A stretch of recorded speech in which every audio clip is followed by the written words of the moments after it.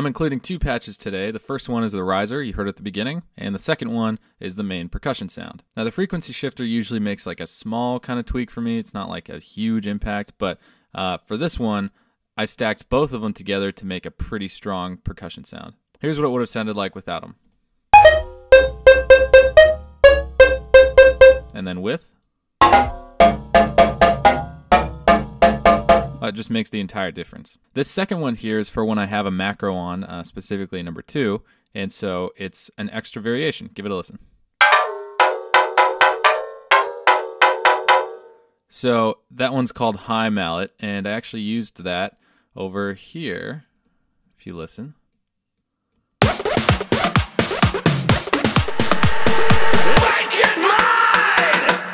Just that high percussion sound that isn't coming through a whole lot.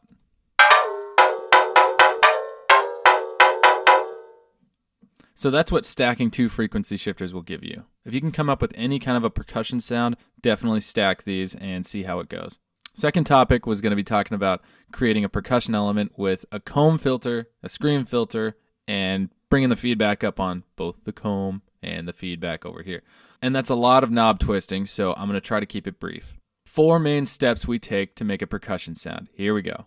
I don't even care what this wavetable is. I'm just going to pick a random one and see what happens. I won't even count that as a step. So first step is going to be turn your feedback up somewhere around here. Step 2 in our filter section, you're going to have a comb filter and you're going to have a scream filter after it. And there's only 2 knobs here that are worth turning all the way up. Cutoff, feedback.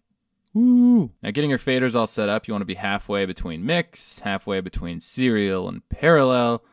Damn, does that look good. And then the last step is going to be bringing your pitch close to the middle. So I know, a lot of knobs. Whatever. If you look over here, I used a lot of one envelope to do a lot of the modulating over here. Let's listen to the sound as it is, new sound right now. Boy, does that suck.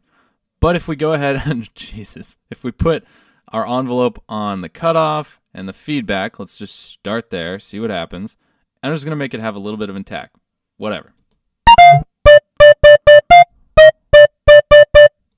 Okay. Not really. Let's see what a frequency shifter does here. So you can see here by just those few steps, I didn't even look at this. I don't care. Let's try a different one, see what happens. Okay, that one sucks. That one's pretty cool.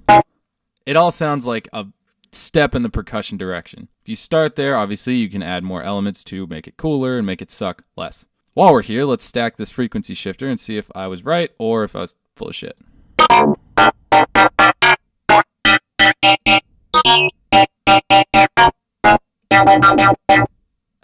B minus. I'd say right there is the spot that I would use it, just 2 stacked and like kind of over there. But I forgot to bring the routing of insert 2 to the end. Let's see if that makes a difference.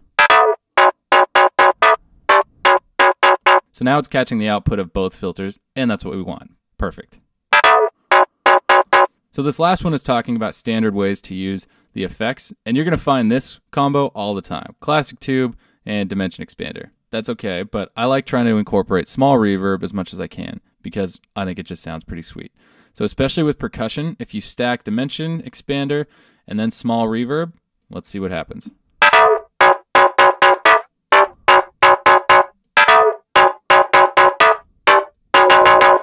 You get already a very basic, pretty sweet percussion sound. So let's turn off our stack here and just use one frequency shifter.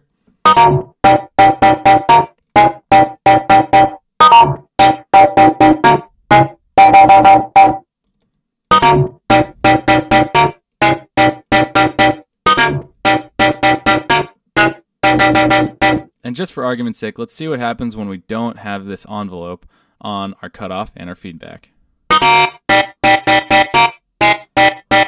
So that's actually a pretty important part of it because it sounds more like a train without it. And then if we don't have this feedback, let's see how much that affects the sound.